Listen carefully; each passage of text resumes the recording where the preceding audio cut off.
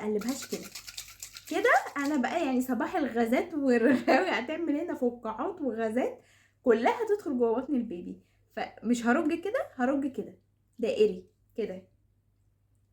الاعشاب بصوا يعني في خلاف عليها كبير جدا ما بين الناس العاديه والدكاتره، حتى الدكاتره في دكاتره بتنصح بيها ودكاتره لا. انا من وجهة نظري واللي هي البسيطة جدا ان الاعشاب مش حلوة للبيبي وهو صغير ولسه بيرضع. ليه؟ احنا هنملى بطنه بمية، يعني الاعشاب دي احنا هنديله فوائد وكل حاجة، ولكن مالية بطنه مية، فهو مش شبعان، مش حاسس بالشبع، يعني بطنه مليانة ولكن مش شبعان. يلا بقى نجهز ببرونة مع بعض. دي مية معدنية، تقدري تستخدمي مية مغلية على البوتاجاز في حلة او في حاجة ما تكونش متجرحة. ما تستخدميش ميه مغليه من الكاتل للبيبي، ممكن تستخدمي الميه اللي مغليه من الكاتل في التعقيم بس، لكن ما تستخدميهاش ان هو يشرب. اول حاجه لما تحطي الميه كده اهو ماشي،